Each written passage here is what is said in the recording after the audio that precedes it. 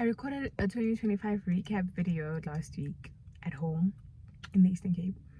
And when I was listening back to it, trying to edit, the voice sounded like Diasebeza. Oh, Dove.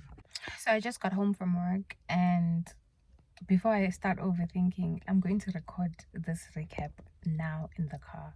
And I'm hoping it's less than 10 minutes.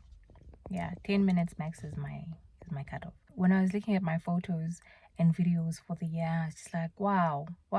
And the recap I did on CapCut and posted on my WhatsApp status, I was like, 2025, like life was not that bad. Like I looked at it and I was like, life ain't that bad.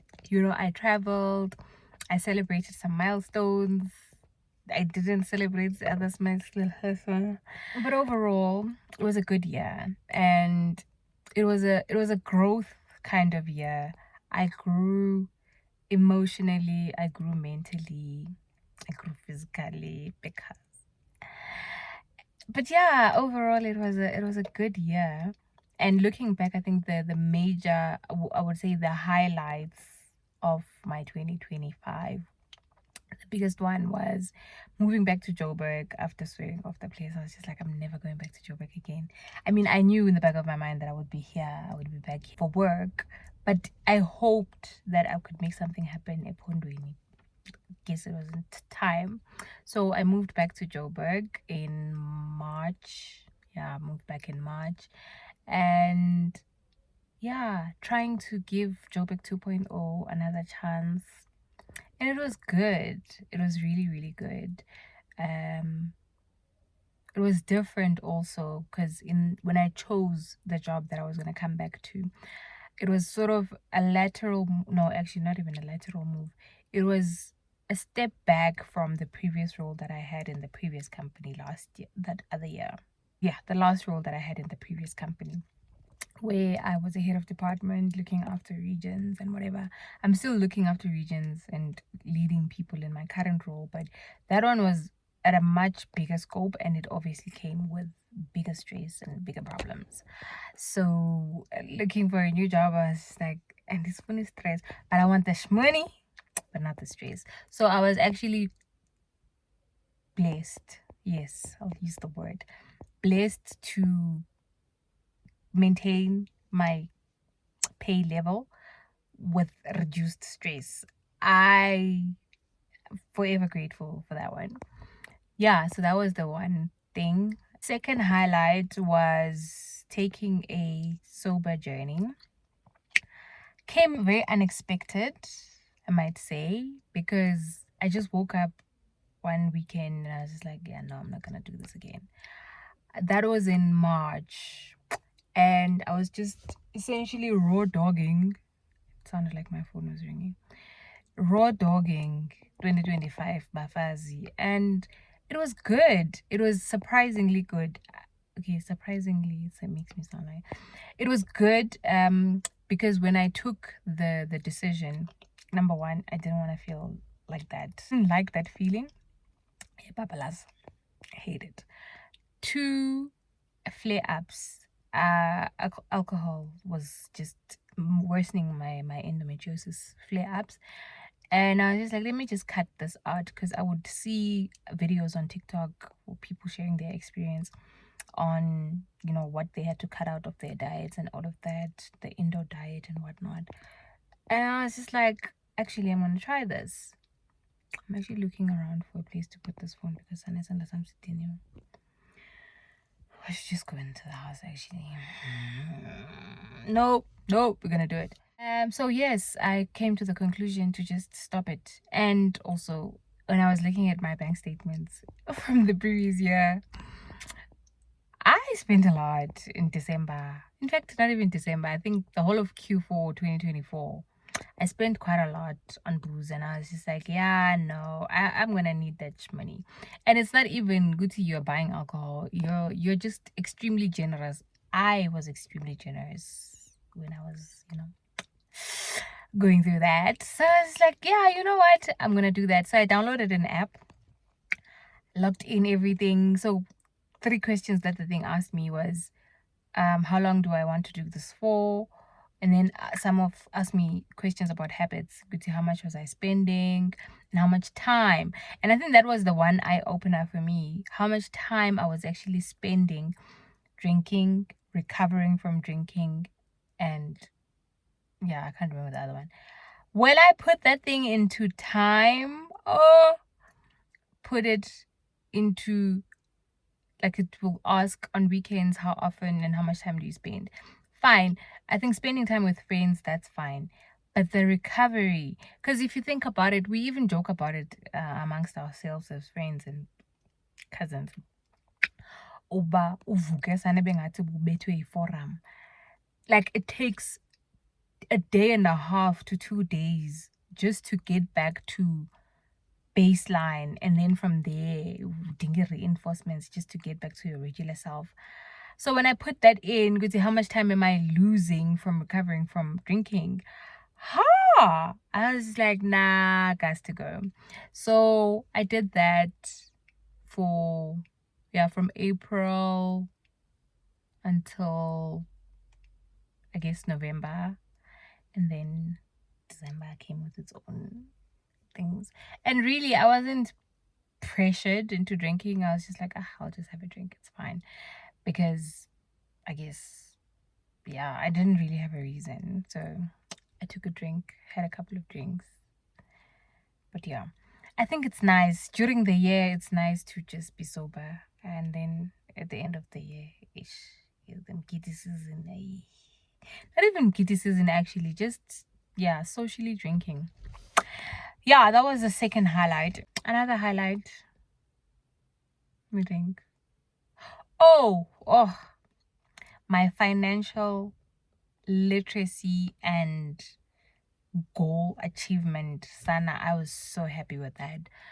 I, again, recapping on looking at where my portfolio was and to where it is, or yeah, where it is now as I'm doing the recap. And I'm just like, well done, girl. And an interesting thing happened. The more interest I took in my finances and investing and, you know, ETFs and all of those things, I also took more interest in the economics of it all, as well as the accounting of it all. Because in my line of work, yes, I am an accountant and kind of expected to know these things, but I guess I became ignorant to that kind of finance, and therefore I wasn't applying it in my own personal finance journey. And so I started watching financial shows. I watched Billions, all 8 seasons. And then it also made me understand Succession, because I loved Succession. I watched Succession, I think, in 2024. I loved it. Absolutely loved it, because I loved the legacy and succession element of it. But I never made the connection in terms of the financial world and all of that, and companies, mergers, acquisitions, blah, blah, blah.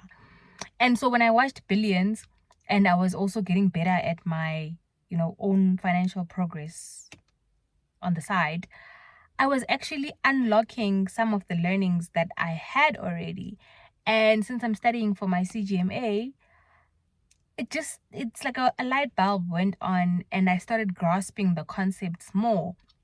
So I'm studying risk management, and on Billions, it's all about risk management, because it's about, the story is based on a private equity firm, and so it follows their lives and the guy and whatever, all the terms about risk ratio and all of that, like the hostile takeovers, everything was just coming together, and I unlocked a different, and not different, but I unlocked a part of my brain that was reading the stuff in preparation for the risk management exam, which I failed, but I'm going to take it again and I'm going to pause it, because now I have all this knowledge.